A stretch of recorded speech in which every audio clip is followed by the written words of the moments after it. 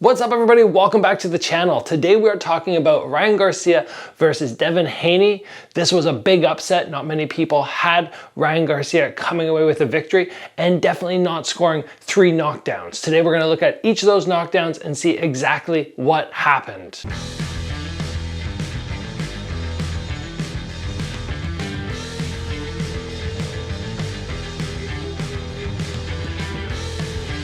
Critics will be critics. There are always people in the world, negative people, who are going to look at the best in the world and just say bad things about them, try and bring them down. Both these fighters are spectacular athletes.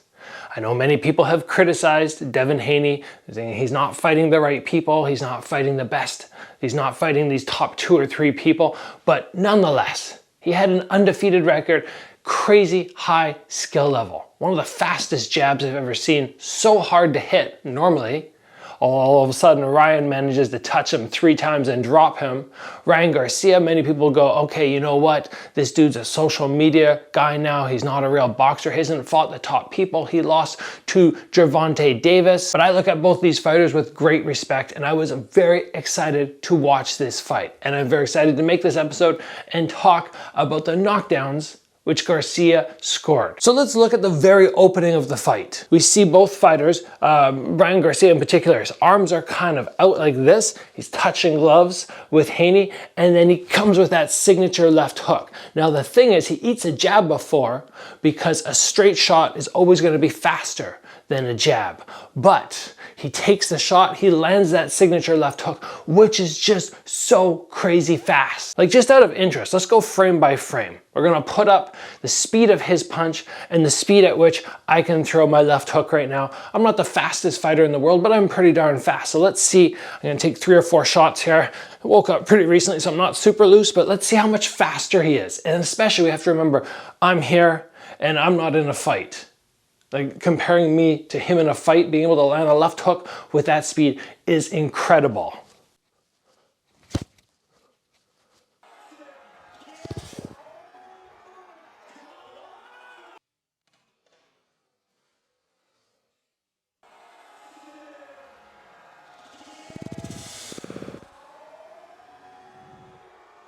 I don't know how those punches are going to compare in speed, but I'll be interested to see the slow play-by-play versus the speed of his hook. Really, that left hook, as Gervonta Davis said when he beat him prior to the victory, he said, Ryan Garcia has 1 punch, a left hook, and he did a very good job not letting Garcia land it. Devin Haney did not. Now, it was good recovery from Haney after that, and he came back and threw some very fast jabs. And I was surprised through rounds 1, 2, 3, just how fast that jab was, and even out of range, how difficult it was for Ryan Garcia to actually get the hands up or get the parry across, just because it fires out so quick. But nonetheless, we move on in the fight and Ryan Garcia scores his first knockdown. And once again, it comes off the left hook. He reaches in, he tags him with the jab, just blinds him a little bit, little movement outwards, and then snaps in to that left hook. That's enough to disorient and unbalance Haney. Then he gets to the inside, he throws a shot which doesn't even need to land because Haney's already so unbalanced and he's down on the canvas. Again, it's that left hook, that speed of that left hook which Ryan Garcia has. I love the rotation which he gets. He doesn't stay square and have his hand sort of follow his chest. His chest leads and his arm follows, and I think that's why he gets so much whip in it. Plus, it's always great to come from a straight punch and then to the hook, because the person is going to deal with this, and as soon as they go to deal with the straight punch, they're open from the side. But this fight for Garcia was far from easy. He took his own left hook, which really kind of shook him, rattled him, but right away we see him banging his hands together, and he actually looks legitimately angry for being tagged that hard. In the next knockdown, we see Garcia start again with that jab to left hook, but then he starts going on the offense, and the amount of distance he's able to cover as he's throwing his punches is phenomenal. He gets Haney right to the ring ropes, and then from there, no more room to run because the pressure is so great, and Haney was moving back so fast trying to deal with creating space between them. He ends up landing a hook when Haney's back is against the ring ropes, and again, down he goes. Once again, if you're looking at some way that you can be a little bit more like Ryan Garcia, how did he land this knockdown? I want to do that. It's about being able to move forward, but at the same time, let those hands go. And again, I've talked on the channel about how not enough people practice their footwork while punching. Very often when we do pad work or bag work, it's move to the target and then hit, as opposed to move while hitting. Taking those little steps is very important, and Garcia did a great job on this second knockdown. And the punch responsible for the third knockdown, once again, a left hook, except this time they're in tight. All right, they're in tight. Ryan Garcia throws a left hook, which Haney now slips. He's getting smarter. He slips under it. They end up right in tight. They both throw right hooks.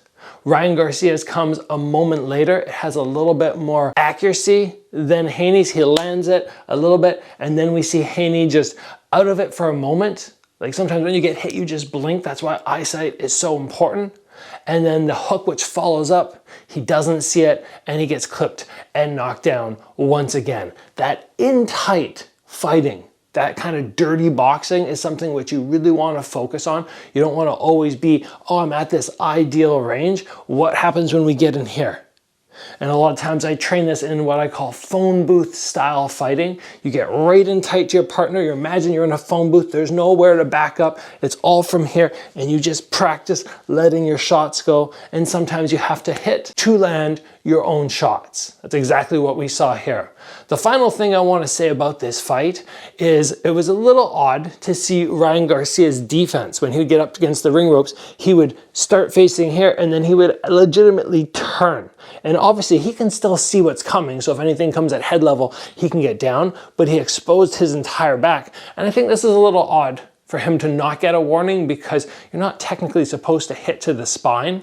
So all of a sudden it becomes very difficult. If I'm going like this, yeah, you can target in here, but you're not going to be able to find an easy target to the head, and you can't really use one of your major weapons, which in that case would be a big right hook. So that was a great defensive move from Ryan Garcia. He didn't get a warning, but I thought the ref probably should have said something about that. So it was the left hook of Ryan Garcia, which was the big difference in this fight. Haney not able to adjust to the speed and power of that shot. What I want to do tomorrow is give you 3 drills that you can do either at the gym or at home to increase the speed and the power of this punch. So be sure to get subscribed so you do not miss that video. As always, guys, thanks for joining. I will see you back here soon for another episode.